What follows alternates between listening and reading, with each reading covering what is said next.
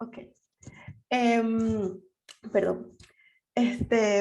La naturaleza y las cosas bellas en general. Y bueno, hoy vengo a hablarles del bienestar desde la perspectiva y la evidencia que nos proporciona la psicología positiva. Entonces, para ello, primero, pues hablaremos de qué es psicología positiva.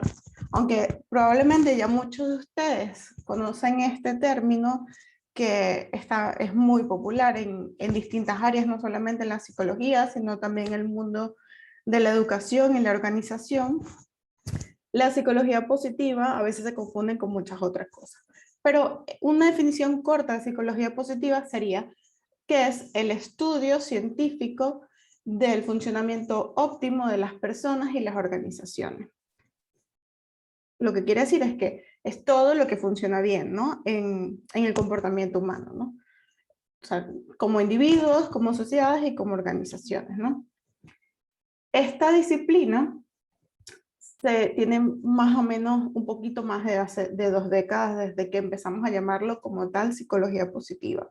Y comienza cuando Martin Seligman fue nombrado presidente de la Asociación Americana de Psicología en el año 1998, y en su discurso pues no sé si esperemos un poco más porque va entrando gente, ¿no?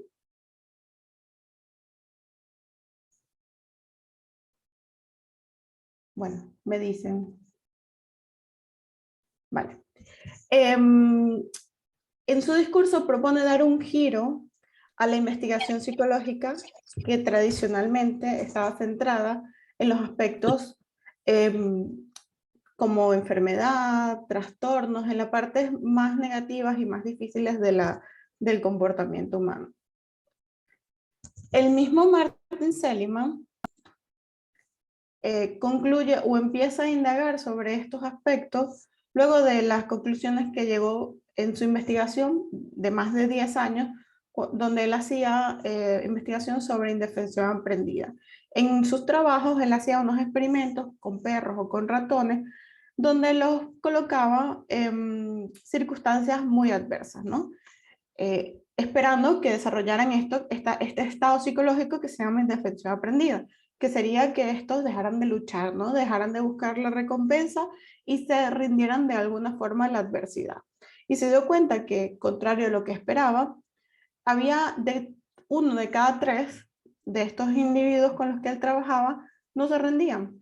Y empezó a preguntarse qué era lo que estaba pasando. Se preguntaba que tienen algunas personas o algunos individuos que les confieren una fortaleza que actúa de barrera y que les hace invulnerable a la indefensión, y que tenían estos otros individuos que se rendían a la primera vez, ¿no? Al primer momento de dificultad.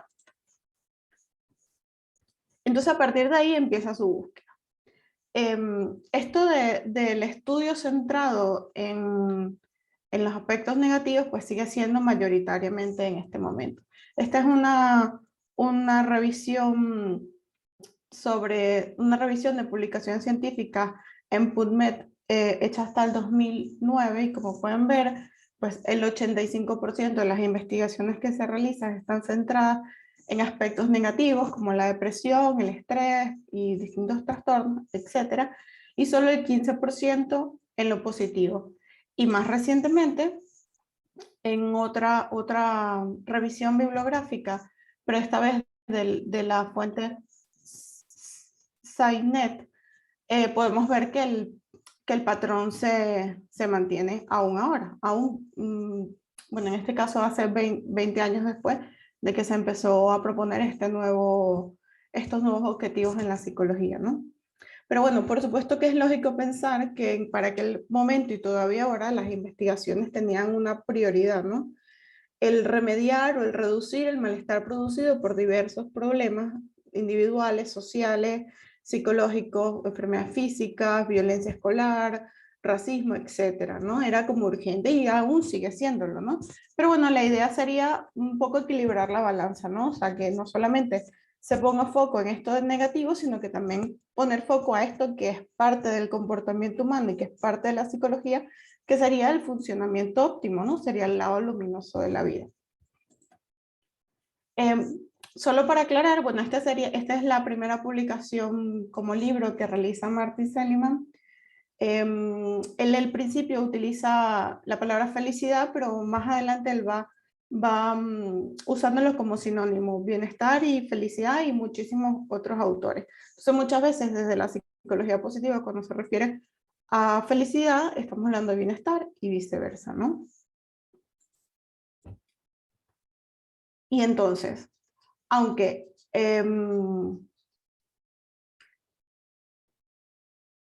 la psicología, así como la psicología, ¿no? La psicología positiva también tiene un corto pasado por una larga historia, ¿no? Aunque tenga ahora como 23 años, ¿no? Desde que se propone esta disciplina, el interés en estudiar el bienestar y la vida satisfactoria se remonta a muchísimos años atrás, ¿no? Incluso desde la antigua Grecia, como casi todas las cosas en el mundo, ¿no? Aristóteles ya hablaba sobre lo que sería la eudaimonia o felicidad duradera y sobre la vida virtuosa. También hay escritos de Spinoza, tiene ensayos donde habla sobre estos aspectos del ser humano y su relación con el bienestar. Incluso Abraham Maslow tiene un capítulo dedicado en su libro de motivación y personalidad, que fue publicado en 1954, a psicología positiva, y de hecho lleva ese nombre, ¿no? Pero más recientemente o más estructuralmente, hay varios autores que han sentado bases para lo que luego será la psicología positiva, aunque no directamente, ¿no? Que serían autores como Stembers, que estudió sobre el amor, la inteligencia, la creatividad, Bandura, con sus trabajos de autoeficacia, sus investigaciones y sus propuestas sobre la autoeficacia, Gardner sobre las inteligencias, Rilke y Diener sobre el bienestar, que muchos de estos autores se basan muchas de las cosas que ahora se trabajan y se investigan en la psicología positiva. Y recientemente, en estas décadas, ¿no? Ya de la psicología positiva como tal, estos serían como los primeros autores que crean la base de la psicología positiva, ¿no? Como Martin Seligman, me perdonan la pronunciación porque son algunos apellidos un poco complicados, Ludomirsky, Csikszentmihalyi, Chris Peterson, que estudia sobre la fortaleza, ¿no? Y, y bueno, estos son los temas que más han interesado en estas décadas a la psicología positiva. Ahora, la psicología positiva es verdad que surge como un estudio o como el estudio en contraposición de lo negativo, ¿no? Y se centra muchísimo en un énfasis casi exclusivo de los constructos positivos, ¿no? Pero, y esto es llamado por algunos autores como la primera ola, ¿no? Y luego habría como una segunda ola que ya empieza a plantear la psicología positiva con un enfoque que matiza lo positivo y lo negativo y entendiendo el bienestar como un constructo dialéctico, ¿no? Asume que la relación entre lo positivo y lo negativo, entre lo oscuro y lo brillante, no tiene por qué ser contraria, ¿no? Sino que es más bien como elementos que están íntimamente relacionados, ¿no? Por ejemplo, ahora mismo no se puede hablar de un bienestar completo si, por ejemplo, no tomamos en cuenta la forma como enfrentamos la adversidad o cómo manejamos el estrés o cómo incluso aceptamos las cosas duras de la vida, ¿no? Lo que nos produce un dolor auténtico, ¿no? Entonces, para hablar de bienestar, bueno, estos son algunos de los enfoques más populares que ha tenido durante estos años la psicología positiva, pues como las emociones positivas, las relaciones significativas, fortalezas personales, que es un aspecto bastante importante, el flow, que es este estado maravilloso que se llega cuando estamos haciendo algo que realmente nos gusta, optimismo, gratitud, resiliencia, sentido del humor y, bueno, capital psicológico positivo. Entonces, para resumir un poco, ¿qué no es la psicología positiva? La psicología positiva no es un nuevo paradigma, porque como ya vimos, ya existían estudios sobre estos aspectos. En menor cantidad, quizás estos últimos 20 años ha tenido una crecida bastante importante y ha sido bastante popular, no solamente en el ámbito de la psicología, sino en otros, pero no es un nuevo paradigma, ¿no? Tampoco es positivismo o autoayuda. Eso quiere decir que la psicología positiva no nos ofrece una solución mágica, tampoco nos ofrece un discurso solo positivo con únicamente palabras alegres, ni propone un estado de euforia constante.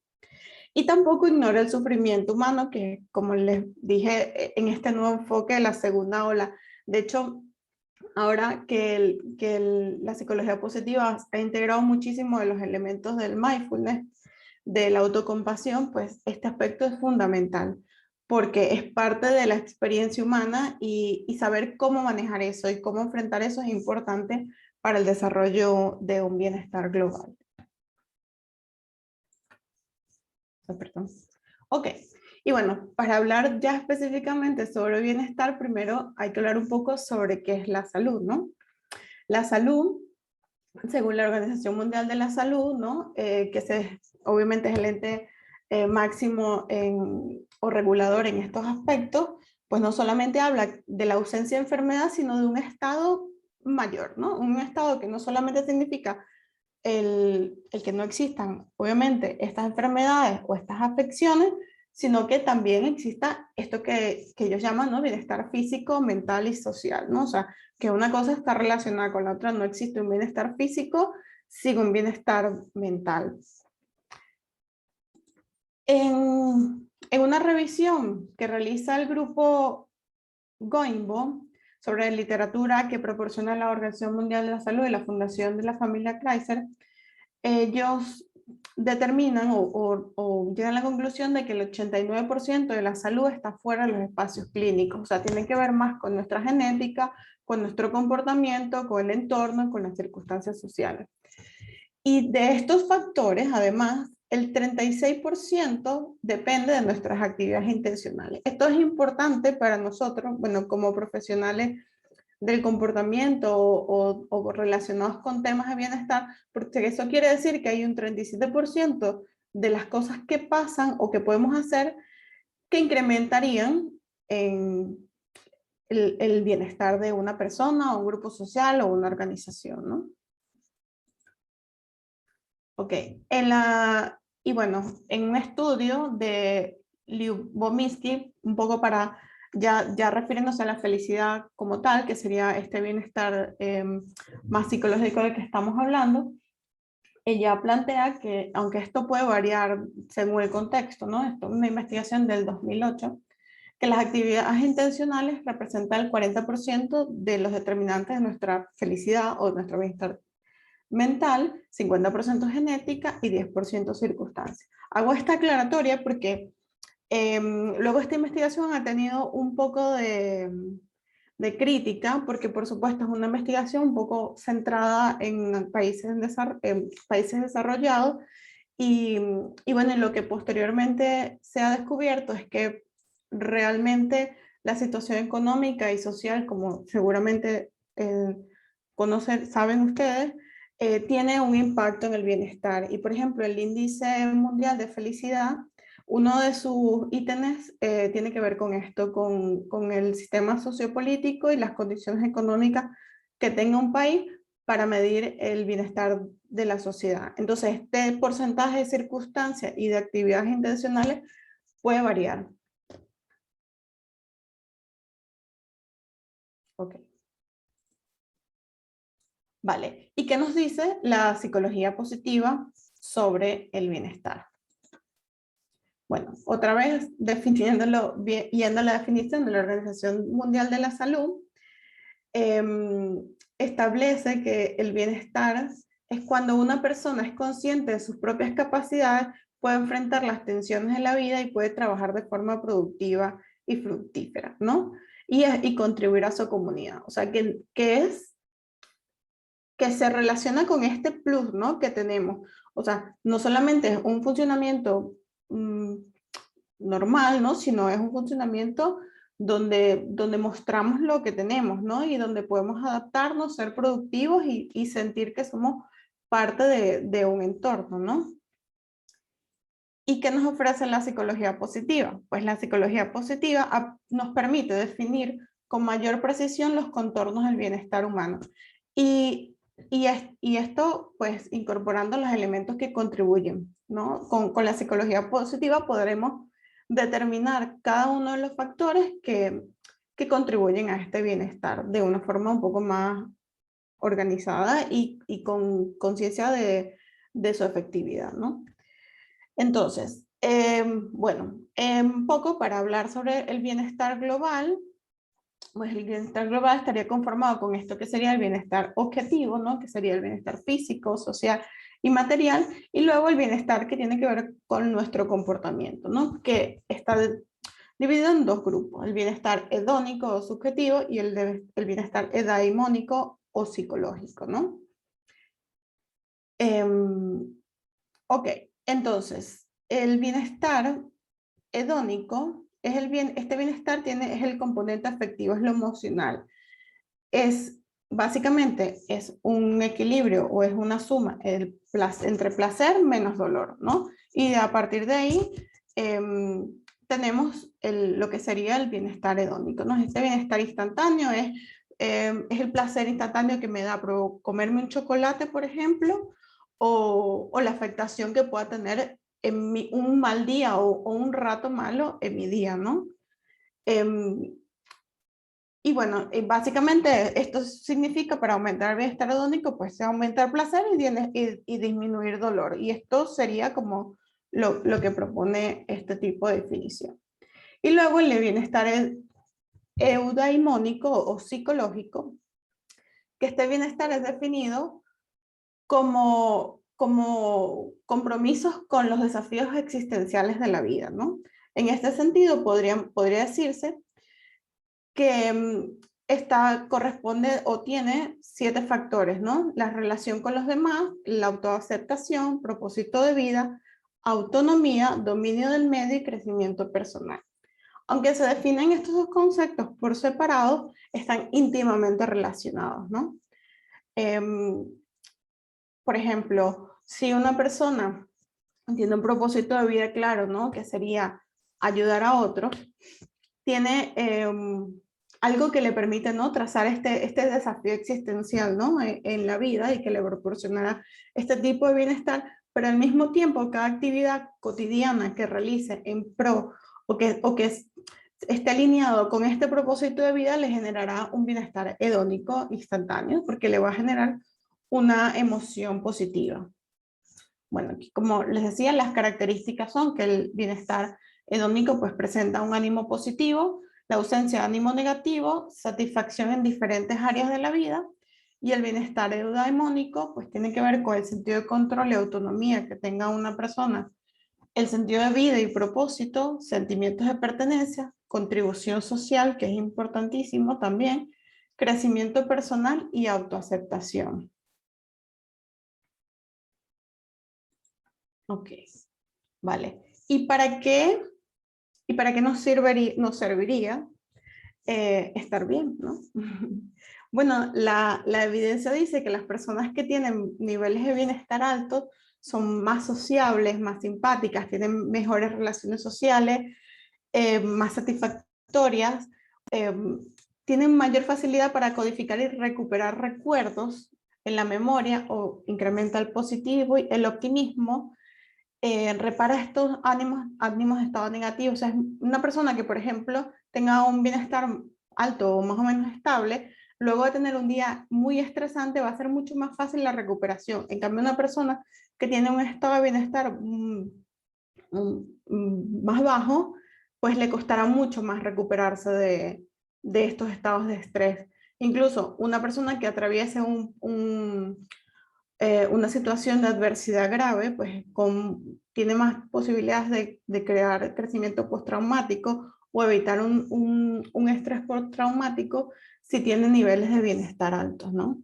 Bueno, menor riesgo cardiovascular, menores niveles de burnout, porque por supuesto el trabajo es importantísimo y si está conectado o el trabajo nos proporciona bienestar, pues va en negativo, ¿no? Más bienestar en el trabajo, por supuesto, menos burnout. Amplía el enfoque atencional, incrementa la flexibilidad mental y entre otras cosas, ¿no? Que son importantes más allá de lo obvio que no, que es estar bien. Vale. Bueno, esto ha sido una presentación rapidita, ¿no? Pero yo lo que quería era como presentarles un poco la importancia de utilizar estos constructos, ¿no? Y para ponerles un ejemplo de lo efectivo que pueden ser las intervenciones desde la psicología positiva para cosas que en un principio sean negativas, como por ejemplo la depresión, les muestro estas tres referencias sobre revisiones de intervenciones para disminuir depresión utilizando herramientas de la psicología positiva, ¿no? Que básicamente una herramienta de la psicología positiva lo que quiere decir es que sea un elemento, una variable, perdón, que sea buena para la persona, que esté probada que el incremento, o sea, que el incremento de esta variable, pues ayuda a que la persona esté mejor. Entonces, estas intervenciones lo que tienen es que, por ejemplo, estas relacionadas con depresión es un plan de intervención que solo no toma en cuenta como tal disminuir los síntomas negativos de la persona, sino potenciar este tipo de cosas de las que les venía hablando, como por ejemplo el uso de fortalezas, ¿no?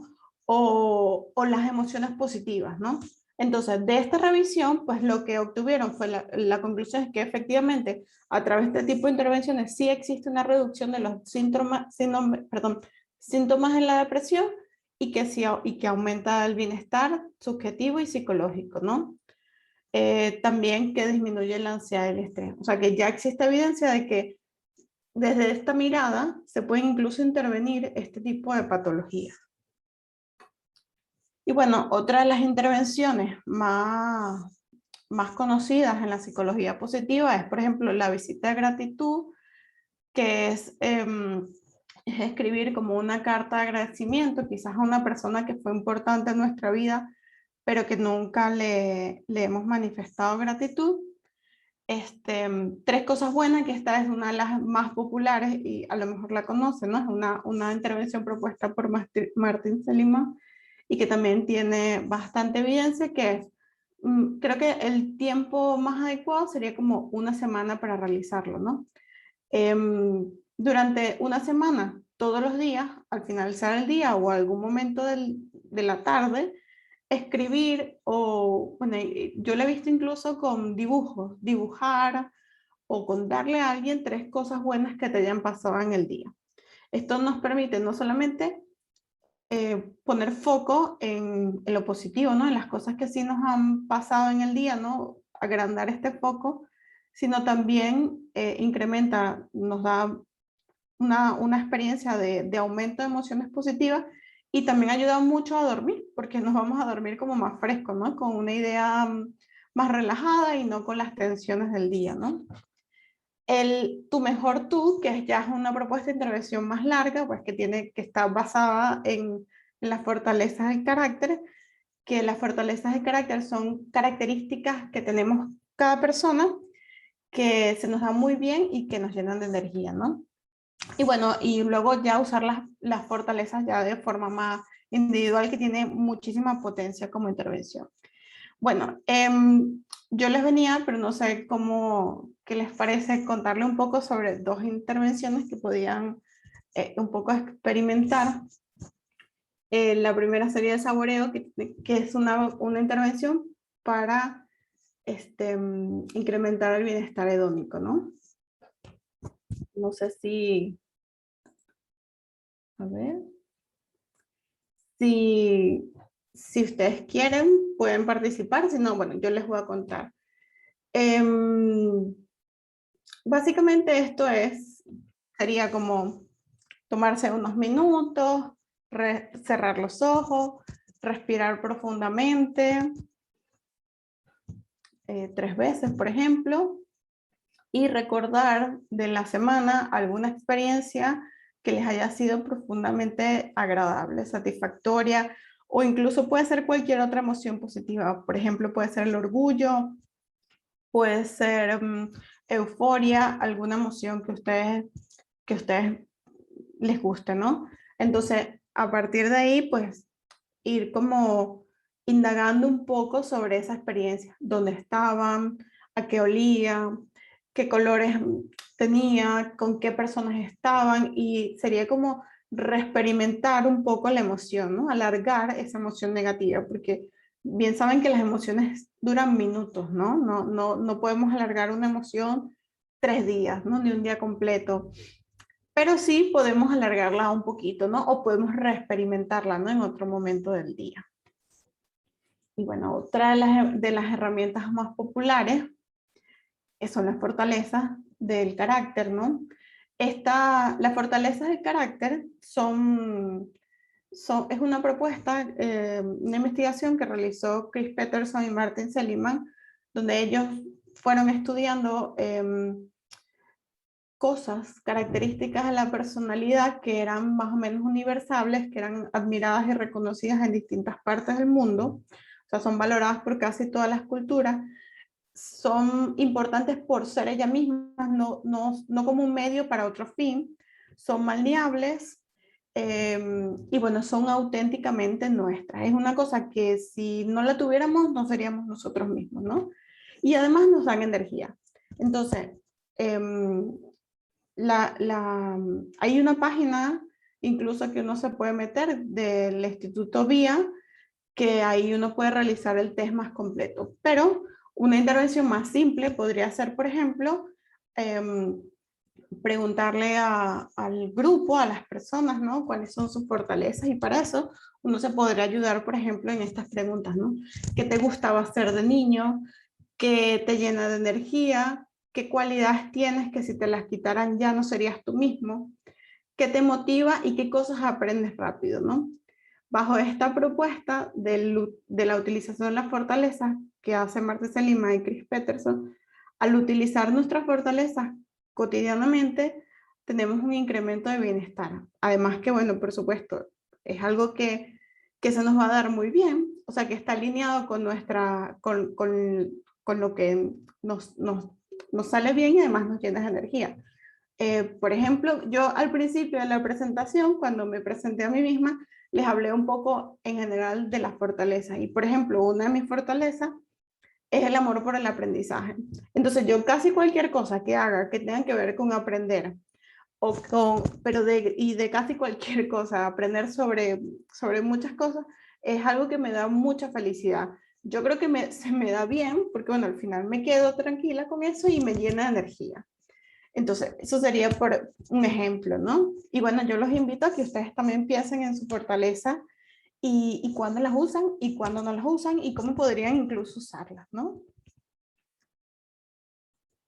Pues nada, si tienen algunas preguntas, espero que les haya agradado. Es una presentación bastante corta porque, bueno, es una masterclass, un pequeño abrebocas sobre este mundo que yo considero que es maravilloso, sobre la psicología positiva, y creo que además es una fuente fundamental y podría ser incluso transversal en muchísimas de nuestras áreas de trabajo o personales, por supuesto. Y pues nada, muchas gracias por escucharme. Gracias, Mara Fernanda, por tu presentación del día de hoy. Esta masterclass que nos regalas, concisa sobre lo que es la psicología positiva, para entonces generar ese espacio, es contextualizar a las personas con este enfoque psicológico. Las personas que quieran participar, que quieran dejar sus preguntas, que quieran interactuar, pueden hacerlo en este espacio.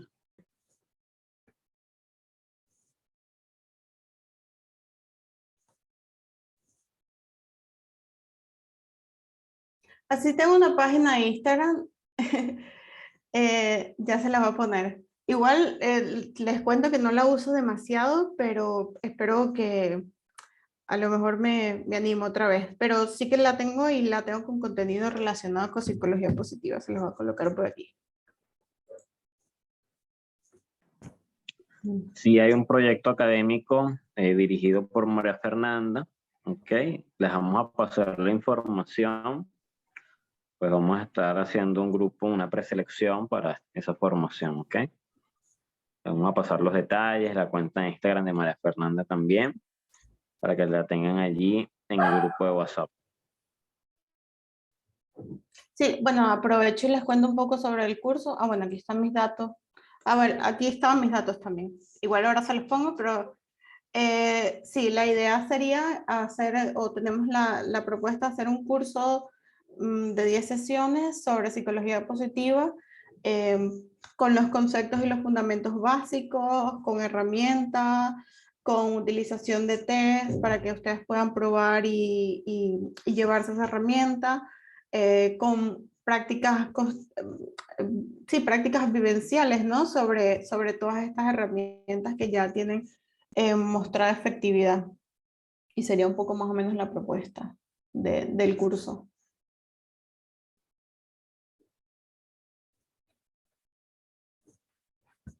Pues no sé, ¿alguna otra pregunta?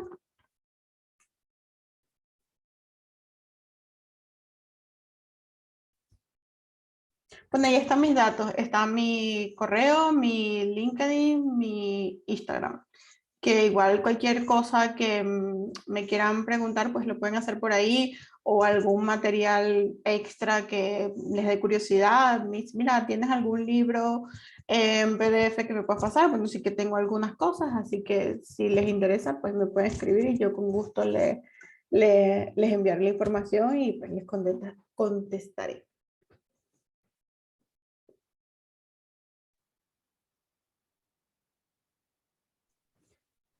De nada, igual Excelente. estas recomendaciones fueron súper cortas, pero hay muchísima información y herramientas súper buenas y que nos sirven para trabajar el bienestar constantemente, pues uno como persona.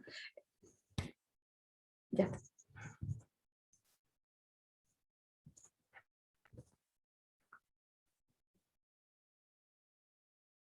Igual, feliz tarde.